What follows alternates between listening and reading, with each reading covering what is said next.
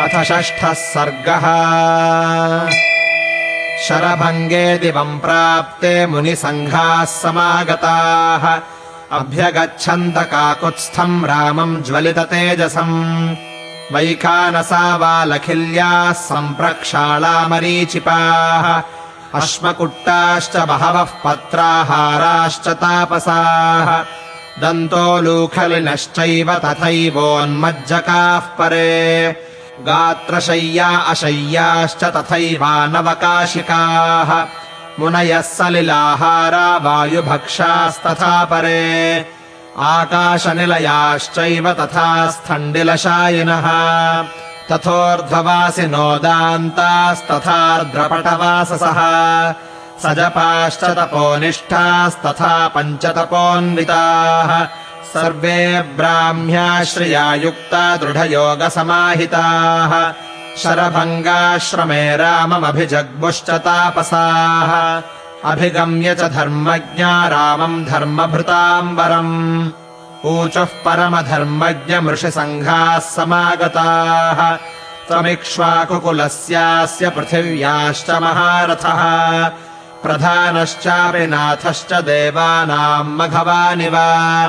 विश्रुतस्त्रिषु लोकेषु यशसा विक्रमेण च पितृव्रतत्वम् सत्यम् च त्वयि धर्मश्च पुष्कलः। त्वामासाद्य महात्मानम् धर्मज्ञम् धर्मवत्सलम् अर्थित्वान्नाथ वक्ष्यामस्तच्च नः क्षन्तुमर्हसि। अधर्मः सुमहान्नाथ भवेत्तस्य तु भूपतेः यो हरेद्बलिषड्भागम् न च रक्षति पुत्रवत्। युञ्जानस्वानिव प्राणान् प्राणैरिष्टान् सुतानिव नित्ययुक्तः सदा रक्षन् सर्वान् विषयवासिनः। प्राप्नोति शाश्वतीम् रामकीर्तिम् स बहुवार्षिकीम् ब्रह्मणस्थानमासाद्य तत्र चापि महीयते। यत्करोति परम् धर्मम् मुनिर्मूलफलाशनः तत्र राज्ञश्चतुर्भागः प्रजाधर्मेण रक्षतः। सोऽयम् ब्राह्मणभूयिष्ठो वानप्रस्थगणो महान् त्वन्नाथो नाथवद्राम राक्षसैर्हन्यते भृशम्। एहि पश्य शरीराणि मुनीनाम् भावितात्मनाम् हतानाम् राक्षसैर्घोरैर्बहूनाम् बहुधावने पम्पानदीनिवासानामनुमन्दाकिनीमपि चित्रकूटालयानाम् च क्रियते कदनम् महत्। एवम् वयम् न मृष्यामो विप्रकारम् तपस्विनाम् क्रियमाणम् वने घोरम् रक्षोभिर्भीमकर्मभिः। ततस्त्वाम् शरणार्थम् च शरण्यम् समुपस्थिताः परिपालय नो राम बध्यमानान् निशाचरैः। परा त्वत्तो गतिर्वीर पृथिव्याम् नोपपद्यते परिपालय नः सर्वान् राक्षसेभ्यो नृपात्मजा। एतच्छ्रुत्वा तु काकुत्स्थस्तापसानाम् तपस्विनाम् इदम् प्रोवाच धर्मात्मा सर्वानेव तपस्विनः।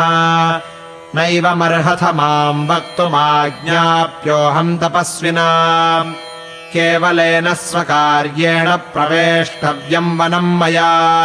विप्रकारमपाक्रष्टुम् राक्षसैर्भवतामिमम् पितुस्तु निर्देशकरः प्रविष्टोऽहमिदम् वनम्। भवतामर्थसिद्ध्यर्थमागतोऽहम् यदृच्छया तस्य मेयम् वने वासो भविष्यति महाफलः। तपस्विनाम् रणे शत्रून् हन्तुमिच्छामि राक्षसान् पश्यन्तु वीर्यमृषयः सभ्रातुर्मे तपोधनाः। दत्त्वा वरम् चापि तपोधनानाम् धर्मे धृतात्मा सह लक्ष्मणेन तपोधनैश्चापि सहार्य दत्तः सुतीक्ष्णमेवाभिजगाम वीरः।